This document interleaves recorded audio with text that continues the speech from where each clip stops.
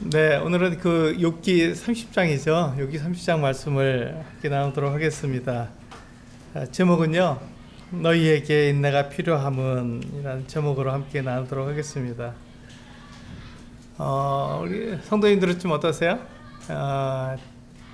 이렇게 기다리고 계십니까? 무엇을 기다리고 계십니까? 우리가 이 세상을 살다 보면은 그냥 매일의 삶에 그냥 이렇게 거기에 파묻혀서 우리가 기다려야 하는 것들을 기다리지 못하고 생활하는 것을 볼 수 있습니다. 그 고린도 교회 성도들은요, 마라나타라는 그 인사를 했죠. 마라나타라는 말은 주 예수님께서 곧 오십니다라는 뜻입니다. 그래서 예수님께서 곧 오실 텐데 그것을 기다리며 그날까지 우리가 어떤 상황에 있든지 어떤 형편에 있든지 기다리는 삶을 살자, 이런 인사를 나눴던 것 같습니다. 그것처럼 우리들도 어떤 우리의 삶에서 그 삶에 이렇게 파묻혀서 거기서 사는 것이 아니라 그런 가운데서도 우리 눈을 들어서 다시 오실 주님을 바라봐야 되는 것이죠. 그걸 기다려야 합니다. 그 기다리는 삶을 우리는 그리스도인의 삶이라고 말을 하죠. 그래서 우리가 그리스도인이라면 기다리는 삶을 살아야 하는 것이죠. 그래서 오늘 그 제목이요, 너희에게 인내가 필요함은 이라는 제목으로 말씀을 드렸습니다. 우리 욥기 30장은요 좀 길죠. 31절까지 있으니까. 그래서 이제 이것을 제가 이렇게 말씀을 드리는 가운데 중간중간 읽도록 하겠습니다. 그렇게 하시고요. 우리 주보를 보시면서 주보에 나와 있는 말씀을 함께 살펴봐 주시면 좋겠습니다. 지금 욥이 어떤 상황에 있습니까? 굉장히 어려운 상황에 있습니다. 그가 고난 가운데 있었어요. 괴로운 가운데 있었습니다. 그런 가운데서 욥이 그런 가운데서도 하나님을 바라봐야 되는데, 지금 욥이 그러한 고난 가운데 있은지 하루 이틀이 아니에요. 지금 이 이야기를 봐서는 몇 달 동안 이 같은 고난 가운데 있었던 것처럼 보입니다. 정확한 그 기간은 알 수 없지만 욥이 이와 같은 고난을 당한 것은 몇 달 동안 그 같은 고난을 당한 것 같아요. 그런 가운데서 그가 어려운 가운데 있는 가운데서 어떤 희망이 없잖아요. 소망이 없는 가운데서 그가 그와 같은 것들을 버틸려면 무엇이 필요하냐면 믿음이 필요한 것이죠. 하나님을 바라보는 믿음이 필요한데, 그 믿음이 욥에게는 점점 사라져 갔던 것이죠. 그 믿음이 점점 사라져 갔던 것이에요. 그러니까 욥에게 필요했던 건 뭐냐면 하나님을 바라보는 그 인내, 그 기다리는 그 기다림이 욥에게 필요했던 것이죠.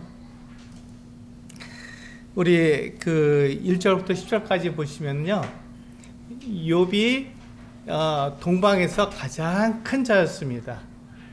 굉장히 부유했고, 또 그 고아너 과부들을 그냥 지나치지 않고 그들에게 손을 벌렸으며 그들을 돌봐 주었습니다.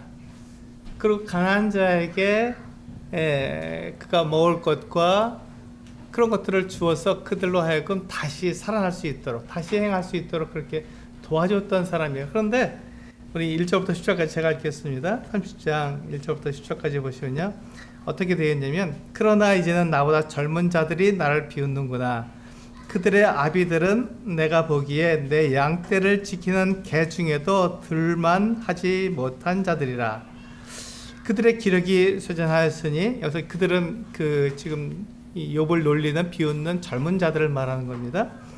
그들의 기력이 쇠잔하였으니 그들의 손에 힘이 내게 무슨 소용이 있으랴.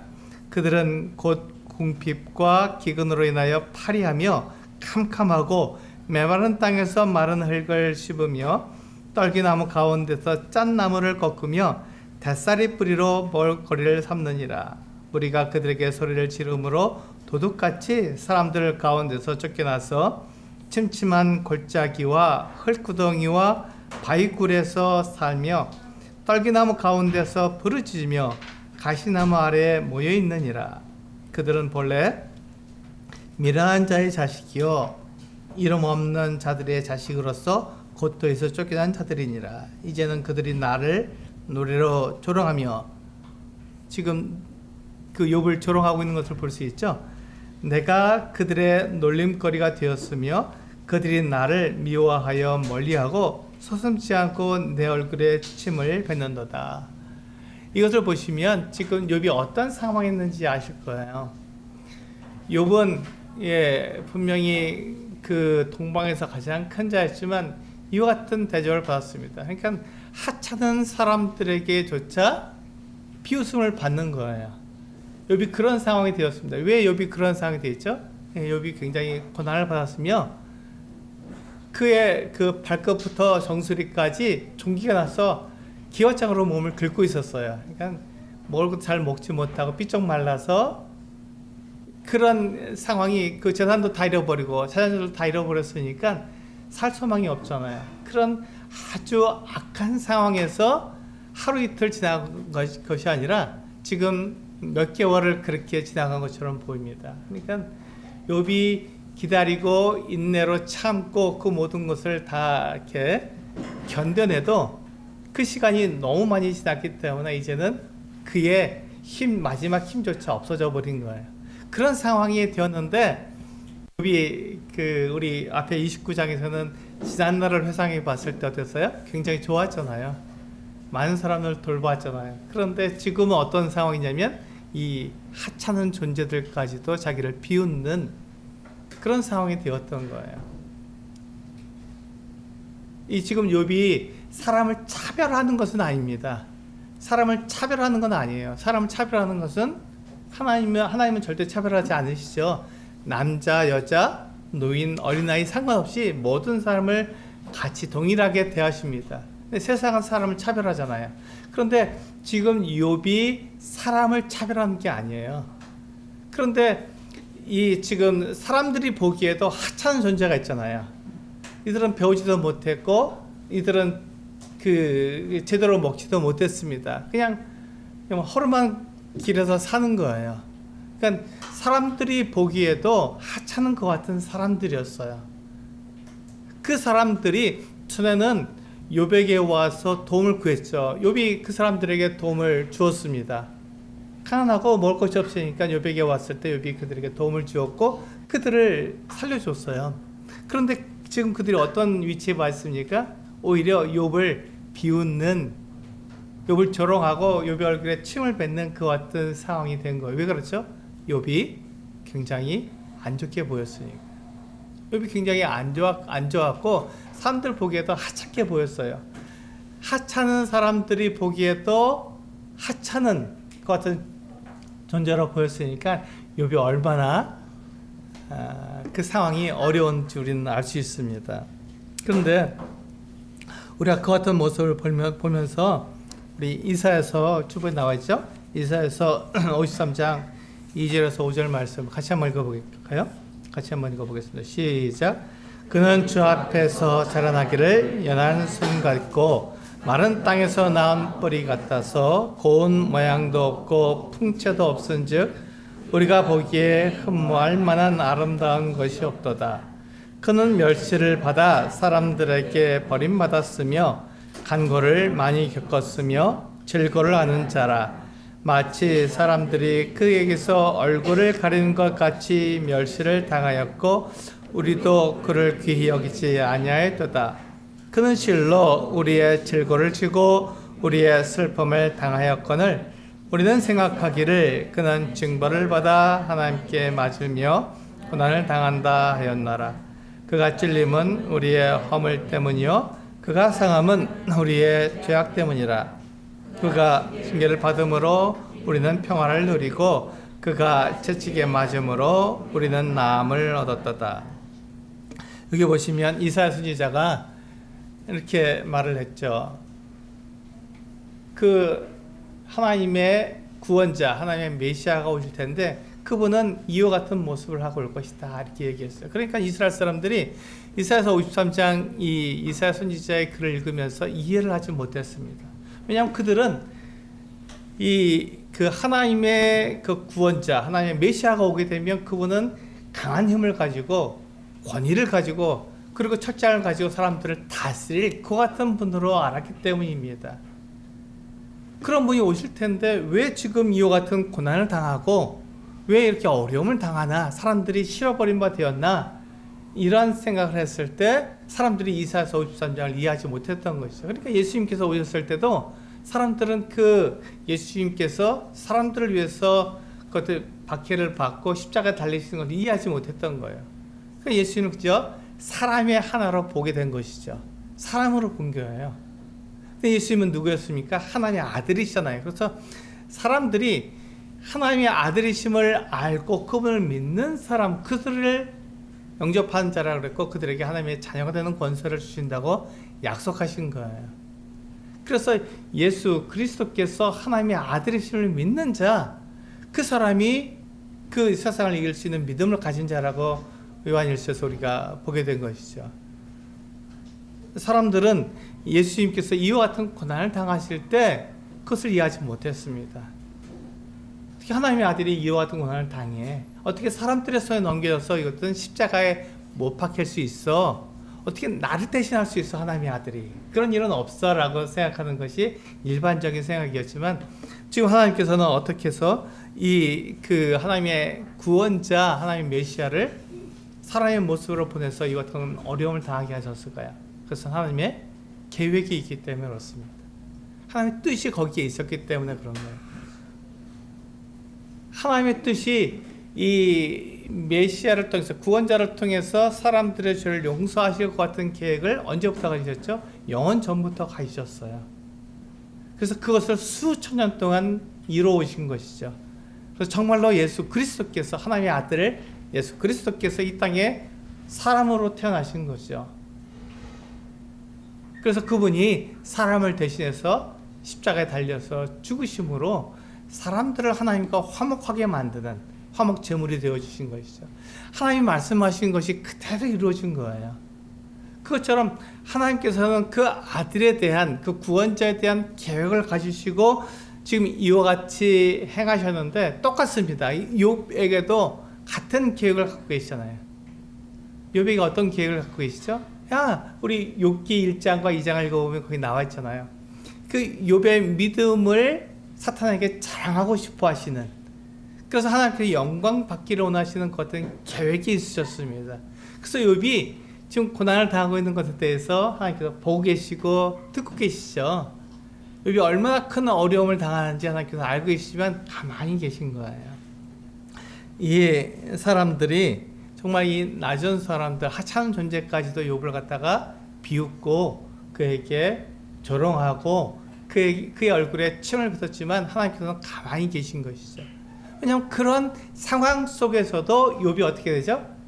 그 믿음을 지켜야 했기 때문에, 그런 어려움 속에서도 욥이 하나님의 영광을 드러내야 했기 때문에 하나님은 가만히 계신 거예요. 그런 계획을 하나님께서 갖고 계신 것이죠. 그게 하나님의 뜻입니다. 하나님께서 우리의 어려움, 우리의 고난을 모르셨을까요? 알고 계셨습니다. 알고 계신 거예요. 지금 우리 성도님들에게 어떠한 어려움들, 어떠한 괴로움들, 이게 지금 연말이 되니까 내년도에 이제 2024년도에 어떤 계획을 세우실 때 그 많은 고민들이 있으실 텐데 그것을 하나님께서 모르실까요? 아십니다. 아시지만 우리의 삶을 통해서 어떻게 하시라고요? 하나님께 영광을 돌리라고요. 그것을 하나님께서 뜻하고 계시기 때문에 가만히 계신 거예요. 우리를 보고 계신 거예요. 내가 이 상황 속에서 어떻게 하나님께 영광을 돌리는지 하나님께서는 보고 싶으신 거예요. 나에게 계획을 갖고 계신 것이죠. 하나님의 뜻을 갖고 계신 것입니다. 우리 30장 11절부터 15절까지 두 번째 단락이 나오는데요. 여기서 보시면 욥이 무리들에게 둘러싸이게 됩니다. 굉장히 놀랍죠. 제가 한번 읽어보겠습니다. 11절부터 15절까지 제가 읽겠습니다. 이는 하나님이 내 활시위를 늘어지게 하시고 나를 곤고하게 하심으로 무리가 내 앞에서 굴레를 벗었음이니이다. 그들이 내 오른쪽에서 일어나 내 발에 덫을 놓으며 나를 대적하여 길을 에워싸며 그들이 내 길을 헐고 내 재앙을 재촉하는데도 도울 자가 없구나. 그들은 성을 파괴하고 그 파괴한 가운데로 물려드는 것 같이 내게로 달려드니 순식간에 공포가 나를 에워싸고 그들이 내 품위를 바람같이 날려버리니 나의 구원은 구름같이 지나가 버렸구나. 여기 보시면 이제 욥은 굉장히 큰 어려움을 당하는 것이죠. 욥이 우리 29장에 봤듯이 욥이 지나갈 때가 되면 어떻습니까? 젊은 사람들은 그 자리를 피해줬죠. 욥이 지나갈 수 있도록 피해줬습니다. 노인들은 어떻게 했습니까? 그 자리에서 일어났습니다. 욥을 존중해줬던 거예요. 근데 지금은 어떻습니까? 욥이 굉장히 어려운 상황에 있으니까 사람들이 욥에게 달려드는 거예요. 욥이 어떤 일을 하려고 그러고 어떤 말을 하려고 그래도 그 말을 하지 못하도록 하찮게 여기고 비웃는 거예요. 네가 말을 해야 무슨 소용이 있냐? 네가 행동해야 무슨 관계가 있느냐? 아무런 소용없다 하고 욥에게 달려들어서 욥을 잠잠하게 만드는 것이죠. 그게 지금 욥의 모습입니다. 욥이 이와 같은 대접을 받았던 거예요. 왜 그렇죠?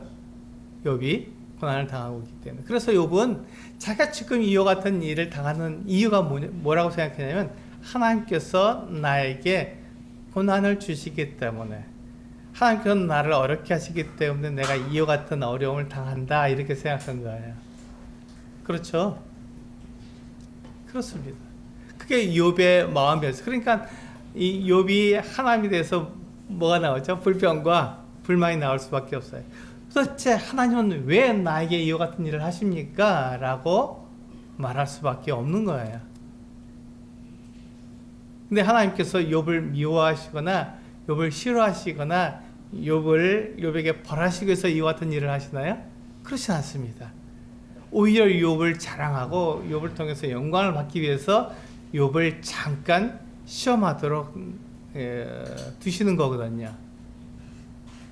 그래서 이 사탄이 욥을 갖다가 마음대로 까부려도 가만두시는 거예요. 그 이유가 있는 것이죠.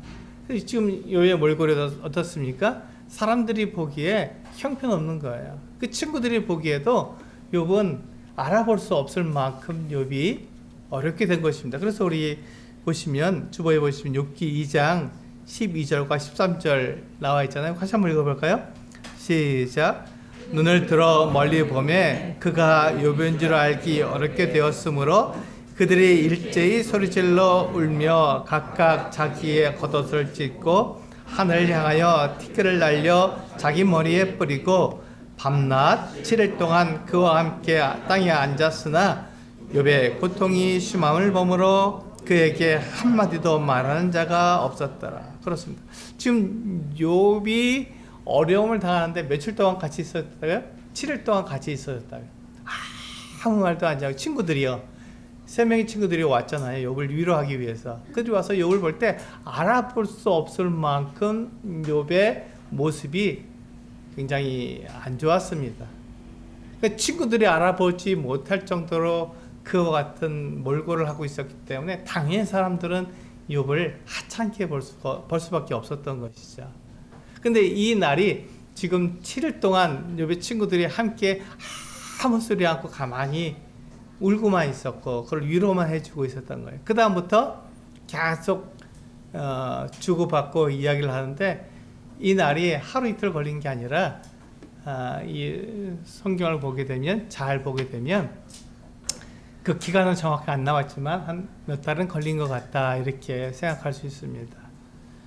그러니까 욥이 지금 이와 같이 어려운 상황에 놓인 게 하루 이틀 일이 아니라 굉장히 오래 그 같은 어려움을 당하고 있었던 것이죠. 만약에 우리 성도님 같으면 이와 같은 어려움을 당하고 있으면 하루 이틀이 아니라 한 달이 아니라 몇 달 동안 이와 같은 어려움을 겪고 있고 그렇다면 어떤 생각이 드실까요? 죽고 싶지 않겠습니까? 여기 다 그 마음이었어요. 차라리 죽는 게 낫지 않겠느냐, 이렇게 어려움을 당하는 것보다 차라리 죽는 게 낫지 않겠느냐, 이런 마음을 가진 거예요. 그러니까 자연스럽게 하나님에 대한 불평도 날 수밖에 없고요. 그 믿음을 잃어버릴 수밖에 없게 된 것입니다. 근데 참 놀라운 것은요, 욥이 가졌던 가장 특징적인 것은 그가 어떤 어려움에 있어도 하나님이 계신 것은 부인하지 않았다는 것입니다. 우리 같으면 그렇잖아요. 막 내가 어려움을 당하고 있으면 나를 중심으로 생각하기 때문에 하나님이 뭐가 없어, 필요 없어, 무슨 소용이 있어, 하나님이 있어야 무슨 관계가 있어, 나한테 무슨 이름이 있냐고 하면서 하나님이 없다고 말해버리고 그냥 우리가 세상 사는 사람들처럼 그렇게 살아갈 텐데, 욥은 그렇게 하지 않았다는 것입니다. 욥은 그가 아무리 어렵고 괴롭고 힘든 일이 있어도 딱 한 가지, 그 하나님께 불평할지언정 하나님이 계신 것은 부인하지 않았습니다. 하나님이 온 우주 만물의 주인이신 것을 부인하지 않았어요. 나의 주인이라는 것을 부인하지 않았어요. 그럼에도 불구하고 욥은 계속 자기 중심적으로 이야기할 수밖에 없었죠. 왜냐하면 사람이니까요. 우리는 모두 다 자기 중심적입니다. 자기를 중심으로 생각할 수밖에 없어요. 내가 중요하고 하나님보다는 내가 더 중요하죠. 그러니까 왜 나에게 이런 행동을, 이런 그 아픔과 괴로움을 주셨습니까? 이렇게 말하기가 쉬운 거죠. 이것도 비슷한 얘기를 했습니다. 그러나 욥이 가지고 있는 한 가지는 하나님은 계시며 하나님께서 이 온 우주 만물의 주인이시라는 것은 그가 그 믿음은 변하지 않았습니다. 그것이 욥의 인내요, 욥의 믿음입니다. 대단하죠. 대단합니다. 이 입장을 바꿔놓고 생각하면 이런 입장이 됐을 때 우리는 하나님을 부인하기가 참 쉽습니다. 사탄도가 막 그것을 노렸을 것 같아요. 그래서 하나님께 욥에 대해서 그렇게 말했던 것 같아요. 내 욥이 다 잃어버리고 다 없어져도 한 가지 하나님에 대한 분명한 믿음은 가지고 있었던 것이죠. 그래서 욥이요, 욥도 사람이니까요. 욥도 사람이니까 욥이 어떻게 했냐면 자기의 폼이, 자기의 그 어떤 상황을 하나님의 뜻보다 더 소중히 여겼던 게 사실이에요. 자기 중심적으로 생각할 수밖에 없으니까. 자기가 잘 될 때는 사람들에게 막 베풀었잖아요. 그리고 하나님이 자기가 함께 하시는 것처럼 느껴졌잖아요. 그러니까 너무 좋았던 거예요. 그때는 아무 일도 없었거든요. 그런데 지금 그가 어려움에 처하니까 사람들도 자기에게 우습게 대하거든요. 그런 상황에서 그가 어떻게 말할 수 있겠습니까? 그러니까 그가 불평할 수밖에 없었어요. 하나님이 어떻게 내 최신과 내 권위를 이렇게 땅에 떨어뜨리십니까? 나를 좀 높여주십시오. 이렇게 말하는 게 욥의 마음이죠. 우리도 다 똑같지 않습니까? 욥처럼 그렇게 행할 수밖에 없지 않습니까? 나 중심적이니까, 나를 중심으로 생각할 수밖에 없으니까.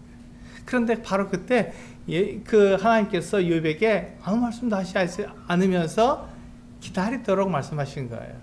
너에게 인내가 필요한 것입니다. 욥에게도 인내가 필요한 거고 우리들에게도 동일하게 인내가 필요한 거예요. 기다림이 필요한 것입니다.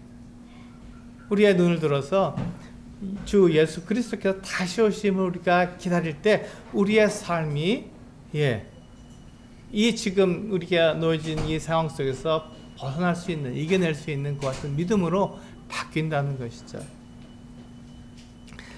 우리 세 번째 단락을 보시면 16절에서 23절까지인데요. 제가 읽겠습니다. 16절에서 23절까지 세 번째 단락을 보시면 이렇게 되어 있죠. 이제는 내 생명이 내 속에서 녹으니 환난 날이 나를 사로잡음이라. 밤이 되면 내 뼈가 쑤시니 나의 아픔이 쉬지 아니하는구나.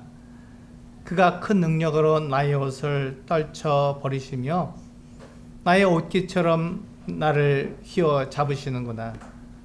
하나님이 나를 진흙 가운데 던지셨고 나를 티끌과 제각기 하셨구나. 내가 주께 부르짖으나 주께서 대답하지 아니하시오며 내가 섰사오나 주께서 나를 돌아보지 아니하시나이다. 주께서 돌이켜 내게 잔혹하게 하시고 힘 있는 손으로 나를 대적하시나이다. 나를 바람 위에 들어 불려가게 하시며 무서운 힘으로 나를 던져 버리시나이다. 내가 나이다. 주께서 나를 죽게 하사 모든 생물을 위하여 정한 집으로 돌려보내시리이다. 세 번째 단락에서 욥이 하나님께 막 부르짖어도 하나님께서 아무 대답도 하지 않으시는 거예요. 답답하죠. 아무 대답 안 하시니까 하나님이 도대체 어디 있나 이런 마음이 듭니다. 욥이 하나님께 간절히 기도하잖아요. 그래도 하나님께서 잠잠하신 거예요. 왜 그렇죠? 뜻이 있으시니까, 계획이 있으시니까. 욥에 대한 뜻이 있고 욥에 대한 계획이 있으시니까 아무 말씀도 할 수 없는 거예요. 우리 성도님들 어떤 하나님께서 우리 성도님들에게 어떤 뜻을 갖고 계시는데 미리 말씀해 버리시면 어떻게 할까요? 예, 그 뜻이 사라져 버리죠. 그것처럼 가만히 계신 거예요. 그 뜻을 이루실 때까지, 내가 하나님의 영광을 나타낼 때까지 가만히 계신 거예요. 응답하지 않으시는 거죠. 그러면 우리의 마음속에 어떤 마음이 들면 하나님이 안 계신가 하는 생각이 들잖아요. 바로 그때 내가 무엇을 선택할지를 기다리시는 거죠. 욥은 무엇을 선택했습니까? 하나님이 계시다는 걸 선택한 거예요. 비록 자기 중심적으로 행동했지만 그와 같은 상황 속에서도 욥은 하나님이 계시며 하나님께서 나의 모든 상황을 다 보고 계시고 알고 계신다 하는 것을 의심하지 않았던 것이죠.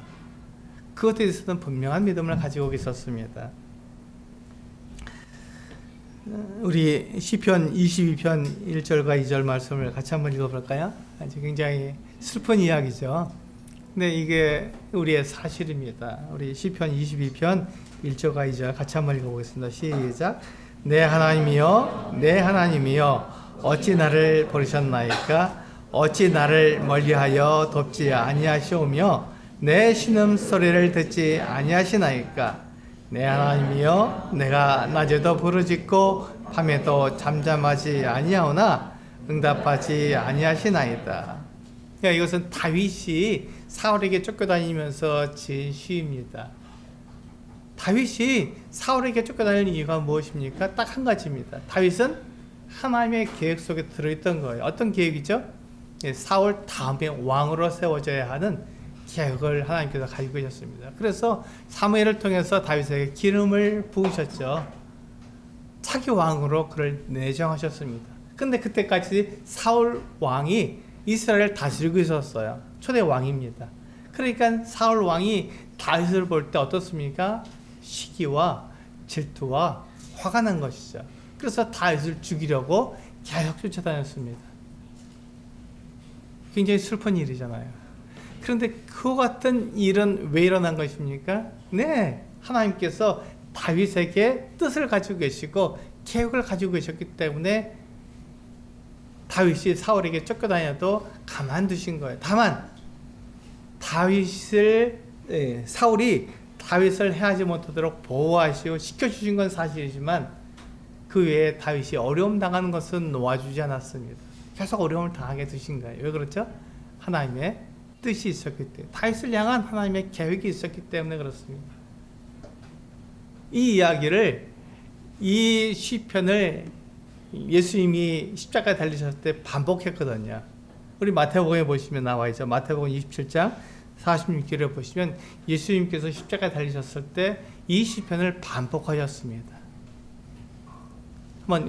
같이 한번 읽어보겠습니다. 마태복음 27장 46절 시작. 제 9시쯤에 예수께서 크게 소리질러 이르시되 엘리 엘리 라마 사박다니 하시니 이는 곧 나의 하나님 나의 하나님 어찌하여 나를 버리셨나이까 하는 뜻이라. 그렇습니다. 이게 시편 22편이거든요. 엘리 엘리 라마 사박다니 하시는 이 내용이 시편 22편의 시작입니다. 우리 방금 읽었잖아요. 예수님께서 왜 십자가에 달리셨는데 거기에서 이와 같은 시편 22편을 반복하셔야 됐고 하나님께서 자기를 버리셨다고 이야기하셔야 되겠습니까? 예수 그리스도를 통해서 우리의 모든 죄를 다 용서하실 뿐만 아니라 하나님과 우리가 화목한 관계로 만드시기 위해서, 그래서 우리가 예수 그리스도에서 부활하신 것처럼 우리도 부활해서 하나님의 영원한 생명을 갖게끔 하기 위해서 지금 이런 계획 가운데 있어요. 그 계획을 이루시려면 예수 그리스도께서 십자가에 달려서 죽으셔야 되는 거예요. 예수 그리스도께서 십자가에서 죽지 않으시면 이 계획이 이루어지지 않기 때문에 하나님께서는 마음이 아프시고 괴롭지만 그 아들을 십자가에 달려 죽게 하실 수밖에 없었던 것이죠. 그때 가만히 계실 수밖에 없었던 것이죠.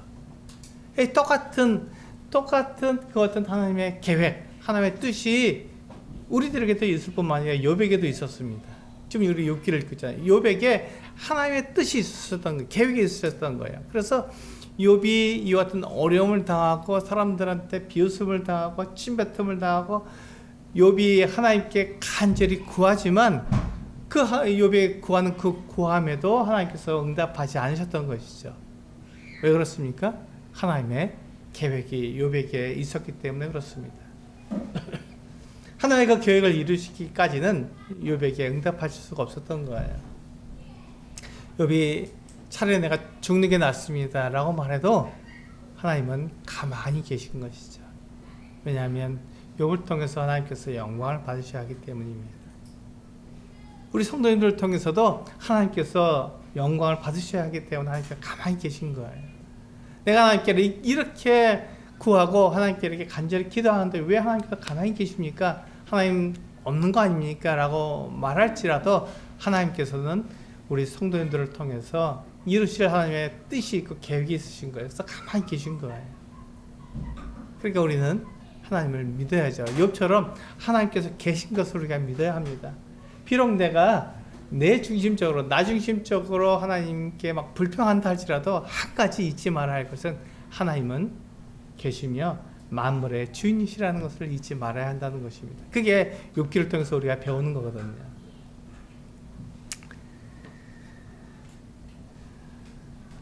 욥이 하나님께 구했지만 하나님께서 아무 일도 하지 않으시고 아무런 응답도 하지 않으신 것은 그만큼 하나님께서 욥을 믿고 계신 것이고 욥에게 하나님의 그 영광을 받기로 원하시는 그 마음을 그대로 두신 거예요. 그것처럼 우리 성도님들이 막 기도하셔도 하나님께서 가만히 계시다는 것은 우리 성도님을 통해서 하나님께서 받을 영광이 크다는 것을 말씀하고 있는 것이죠. 그래서 마지막에 보시면요. 네 번째 보시면 우리 24절부터 31절 1절까지인데요. 그때는 이 욥이 하나님께 구합니다. 하나님이여 나를 도우소서, 나를 도와주십시오 라고 하는 그 간절한 기도를 드립니다. 근데 그때 하나님께서 도와주실까요? 안 도와주세요. 가만히 계시죠. 그 이유가 뭐죠? 계획이 있기 때문에, 뜻이 있기 때문에 가만히 계신 거예요. 한번 제가 읽겠습니다. 24절부터 31절까지. 그러나 사람이 넘어질 때 어찌 손을 펴지 아니하며 재앙을 당할 때 어찌 도움을 부르지 아니하리까. 이 욥의 마음을 아시겠죠? 고생의 나를 보내는 자를 위하여 내가 울지 아니하였는가? 빈궁한 자를 위하여 내 마음에 근심하지 아니하였는가? 이게 욥의 과거의 모습입니다. 그런데 내가 복을 바랐더니 화가 왔고 광명을 기다렸더니 흑암이 왔구나. 지금의 욥의 모습이죠. 네, 27절 내 마음이 들끓어 고요함이 없구나. 환난 날이 내게 임하였구나. 지금 욥이 얼마나 큰 어려움을 당하고 있는지 말하고 있습니다. 28절 나는 햇볕에 쬐지 않고도 검어진 피부를 가지고 걸으며 회중 가운데 서서 도움을 부르짖고 있느니라. 나는 이대의 형제여 타조의 벗이로구나. 나를 덮고 있는 피부는 검어졌고 내 뼈는 열기로 말미암아 탔구나. 내 수금은 통곡이 되었고 내 피는 애곡이 되었구나. 이게 욥의 모습입니다. 욥의 마음이에요. 하나님께 그가 부르짖지만 하나님께서는 욥에게 응답하지 않으신 거죠. 잠잠히 계시는 거죠. 그러니까 욥은 답답한 거예요. 지금 그가 이와 같은 고난을 당한 지 수개월이 지났다고 말씀드렸잖아요. 몇 달이 지났습니다.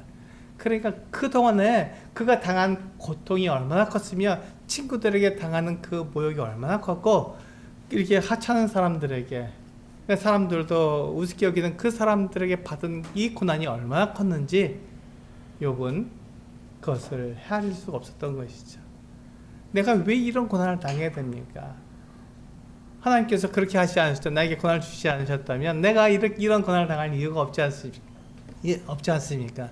내가 사람들에게 그 손을 펴서 가난한 사람들을 도와주고 고아 과부를 도와주고 빈곤한 사람들을 얼마큼 내가 도와줬는데 그런데 내게 뭐가 부족합니까? 라고 욥이 이야기하고 있는 거예요. 근데 과거에 내 삶으로 돌려 보내주시면 좋지 않습니까? 내가 그렇게 살면 좋지 않습니까? 하고 하나님께 부르짖는 거예요. 하나님 그걸 모르실까요? 아시죠? 욥이 착하고 의롭고 그가 깨끗한 삶을 살았던 것을 누구보다도 하나님께 잘 아십니다. 그런데 왜 지금 욥이 이와 같은 고난을 당하죠? 욥을 통해서 하나님께서 영광을 받으실 계획을 가지고 계시기 때문에 그렇습니다. 사탄에게 욥을 자랑하고 계신 거예요. 그러니까 욥이 지금 이러한 어려움, 괴로움, 이 같은 벌을 받아도 욥은 하나님을 욕하지 않습니다. 그가 불평하고 불만하지만 하나님이 계신 것을 그가 부인하지 않아요. 그게 욥의 믿음이거든요. 그것을 자랑하고 싶은 거예요. 누구에게? 사탄에게. 마찬가지예요. 우리 성도님들에게도 하나님께서는 그 같은 뜻을 두고 계신 거예요. 성도님들이 이 세상에서 어려움을 당합니다. 성도니까 당연히 어려움을 당하죠. 고난을 당합니다. 그리고 믿음 때문에 박해를 당할 수 있어요. 너는 왜 예수쟁이가 왜 그렇게 살아? 이렇게 얘기할 수도 있는 것입니다. 그리고 예수쟁이가 그렇게 살죠. 예수 믿는 사람이 그렇게 살 수밖에 없습니다. 세상 사람들이 간 길은 갈 수가 없잖아요.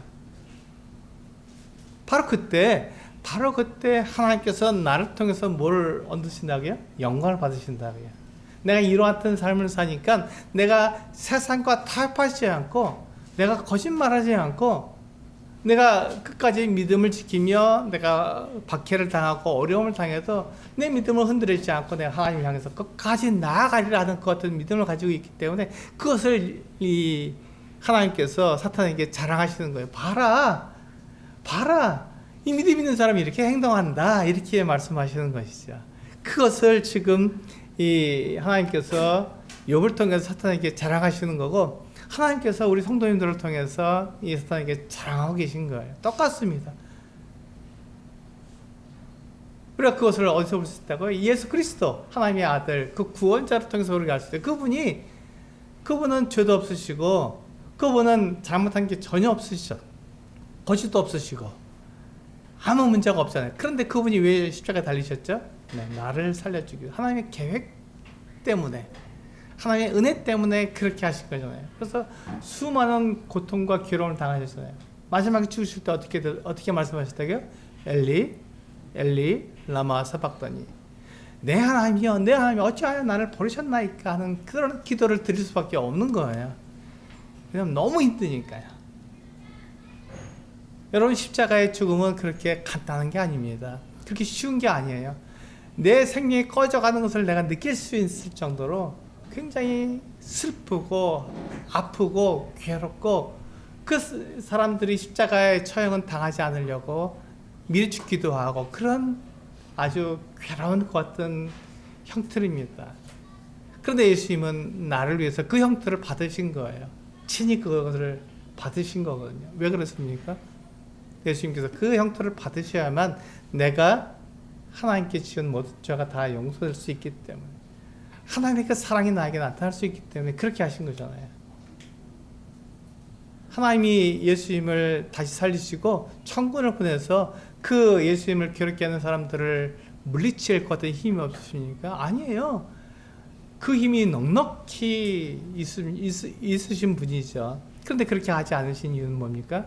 하나님의 뜻, 하나님의 계획 때문에 그렇습니다. 이제 이 주 예수님께서는 하늘로 승천에 올라가셨습니다. 부활하신 다음에 승천하셨잖아요. 그리고 우리에게 뭐라고 약속하셨습니까?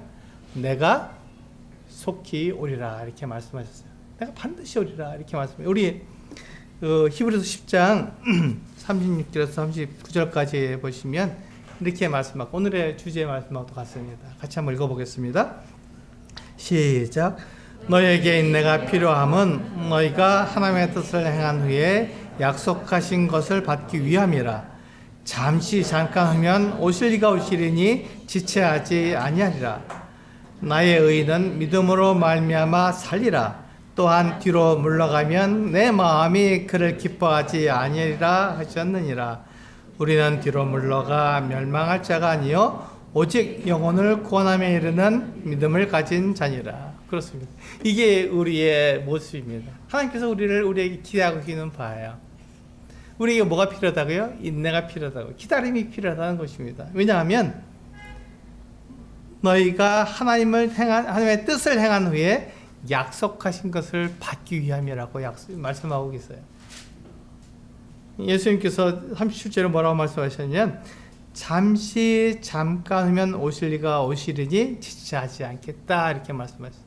이 말은 금방 오시겠다는 말이 아닙니다. 이 말은 확실히 다시 오시겠다고 말씀하신 거예요. 확실하다. 예수님께서 다시 오시는 것이 확실하다. 그분께서 오시면 지체하지 않을 것이다. 이렇게 말씀하신 거죠. 예수님께서 이 말씀하신 지 2000년이 지났습니다. 지금까지 예수님은 기다리고 계신 거예요. 가만히 계신 거예요. 왜 그렇죠? 계획이 있으시니까. 그 날과 시는 아버지 하나님께서 정하셨기 때문에 그 날이 그때가 될 때까지 기다리시는 거예요. 누가 기다리시죠? 예수 그리스도 기다리시는 것입니다. 하나님의 아들이 기다리시는 거예요. 다시 오실 그 날을 기다리고 계신 거예요. 성도들이 아파하고 괴로워하고 힘들어하고 지쳐있는 것을 하나님의 아들이 모르실까요? 아십니다. 다 보고 계신 거예요. 다 듣고 계신 거예요. 그들의 기도를 예수 그리스도께 다 듣고 계신 거죠. 그런데도 가만히 계신 거예요. 왜죠? 계획이 있으시기 때문에. 하나님의 아버지께서 그 날과 시를 정하셨기 때문에 그때까지 기다리시는 거예요. 그러면 우리 성도들은 무엇을 해야 됩니까? 똑같이 기다리는 거예요. 이 세상에서 세상 사람들은 먹고 마시고 흥청망청하며 막 돈을 벌며 아주 부유하게 잘 사는 것처럼 보입니다. 그런데 그들의 삶의 결국이 무엇입니까? 하나님께서 그들을 심판하실 때 영원한 불못에 던져지는 것입니다. 그들의 삶의 마지막은 멸망뿐이에요. 그런데 우리 그리스도인들은 볼품도 없고 별로 이렇게 뛰어난 것도 없는 것 같은 우리 그리스도인들의 삶에서는 하나님께서 어떻게 하십니까? 영원한 생명을 주시는 거예요. 영생을 약속하신 거예요. 그것을 위해서 예수 그리스도께서 다시 오신다고 말씀하셨잖아요. 그게 약속입니다. 이 약속을 믿는 우리들에게 뭐가 있죠? 희망이 있는 것입니다. 그래서 우리가 그날을 기다리는 거예요. 예수께서 다시 오실 그날을 기다리는 거예요. 우리의 이 눈을 땅을 향해서 있으면 어떻게 됩니까? 이 땅에 있는 것만 그냥 모으려고 애를 쓸 수밖에 없어요. 우리의 눈을 들어서 하늘을 바라봤을 때, 예수 그리스도께서 우리에게 약속하셨구나, 다시 오신다고 약속하셨구나, 그날을 우리가 기다려야겠구나 하는 것을 우리가 알 수 있는 것이죠. 그래서 우리는 기다리는 것입니다. 예수 그리스도께서 다시 오시는 그날까지 우리에게 인내가 필요한 것입니다. 참고 기다리는 게 필요한 것이죠. 세상에서 우리가 욥처럼 어려움을 당할 수 있어요. 근데 마지막에 욥에게 말씀하실 분이 누구죠? 하나님이십니다. 하나님께서 마지막에 우리가 욥기의 마지막 부분을 보게 되면 하나님께서 욥에게 말씀하시잖아요. 뭐라고 말씀하시죠? 욥에게 복을 주시는 거예요. 욥이 기다린 것, 참은 것, 마지막까지 하나님을 기다린 것에 대해서 욥에게 하나님께서 은혜를 주십니다. 그날을 바라보는 거예요. 하나님께서 말씀하실 때까지 욥은 참고 기다렸습니다. 그래서 그 욥에게 뭐가 필요했죠? 인내가 필요한 것입니다. 그래서 욥에게 인내가 필요한 거예요. 지금은 욥이 하나님을 불평할 수 있습니다. 불만할 수 있어요. 너무 어려우니까. 우리도 똑같습니다. 우리도 하나님께 원망할 수 있고 하나님께 불평할 수 있습니다. 우리 너무 힘드니까. 그러나 그때 우리에게 필요한 것은 인내가 필요하고 우리 눈을 들어서 하나님을 바라보는 그 믿음이 우리들에게 필요합니다. 그럼 그 믿음이 우리를 살리고 우리를 세상에서 건져내는 아름다운 믿음이 될 것입니다. 우리 성도님들에도 동일한 그 믿음이 필요할 것입니다. 우리 성도님들에게도 동일하게 하나님께서 그렇게 말씀하고 계시잖아요. 하나님 신뢰하십시오. 하나님의 약속을 믿으십시오. 하나님께서 약속하신 것을 반드시 이루신다는 것을 믿어야 합니다. 그리고 우리는 기다려야 합니다. 그러면 하나님께서 그것을 이루실 것입니다. 그때가 되면 우리가 모두가 다 아멘 할렐루야 하면서 하나님을 찬양할 것입니다. 하나님의 그 영생을 우리가 받은 이후에 그 영생을 가지고 하나님을 찬양하며 기뻐하며 노래할 것입니다. 그것이 하나님께서 우리에게 주신 믿음입니다. 이 믿음으로 이 세상을 승리하시는 우리 성도님들 되시기를 바랍니다. 기도하시겠습니다.